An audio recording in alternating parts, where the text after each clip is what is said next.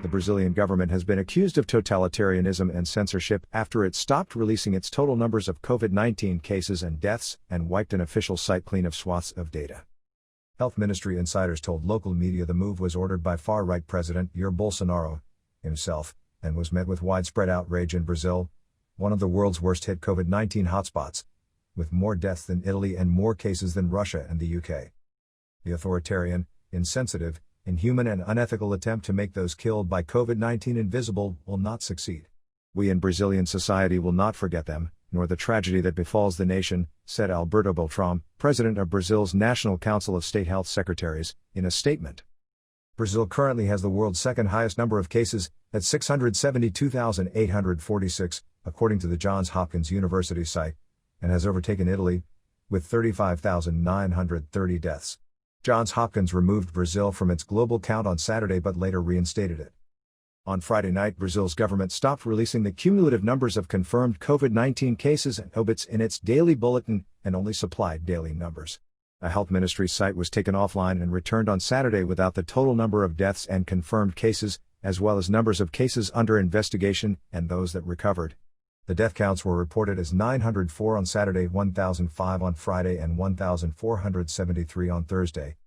The move was widely criticized across Brazilian society, with doctors, medical associations and state governors attacking what they called an attempt to control information. Federal prosecutors announced an investigation on Saturday and gave the interim health minister 72 hours to explain the move, using the Brazilian Constitution and Freedom of Information law as justification. The manipulation of statistics is a maneuver of totalitarian regimes, tweeted Gilmore Mendes, a Supreme Court judge. The trick will not exempt responsibility for the eventual genocide. Rodrigo Maia, Speaker of the lower house of Congress, called for the data to be replaced for transparency. You can't face a pandemic without science, transparency and action, Paulo Câmara, governor of the northeastern state of Pernambuco, posted on Instagram. Manipulation, omission and disrespect are the striking marks of authoritarian administrations. But this won't destroy the effort of the whole nation. We will continue producing, systematizing and releasing the data. Moves to control COVID-19 numbers began earlier in the week. On Wednesday, the ministry pushed back the release of its daily bulletin from 7 p.m. to 10 p.m. after the nightly television news. That's the end of Jornal Nacional reports, Bolsonaro said on Friday, referring to Brazil's biggest TV news program. The data was adapted because it did not portray the moment the country is in, tweeted the president, who has flaunted isolation measures, dismissed the disease as a little flu and shrugged off Brazil's rising death toll because, he said, death was everybody's destiny. Health ministry technicians told Brasília's Correio Brasiliense that Bolsonaro freaked out and blamed the president for the decision to misrepresent the numbers. The country currently has no health minister, having lost two since the pandemic began.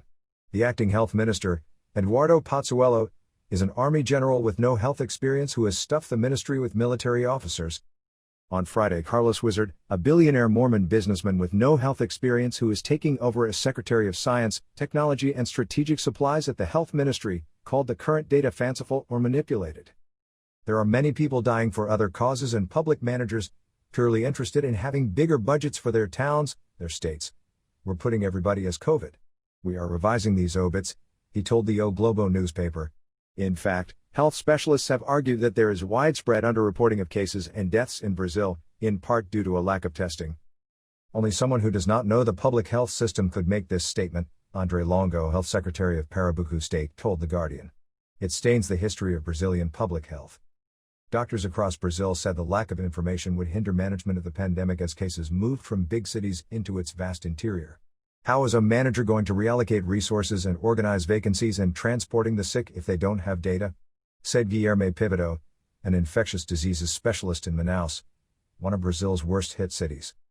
Pressure on hospitals in big cities like Manaus, Fortaleza and Rio de Janeiro has eased, and states like São Paulo and Rio de Janeiro have begun slowly allowing shops and businesses to reopen. But managing that transition requires accurate and clear information, said Alberto Shababo, an infectious diseases specialist at Rio de Janeiro's Federal University Hospital and vice president of the Brazilian Society of Infectious Diseases. We have room in intensive care, but the hospital still has many patients, he said.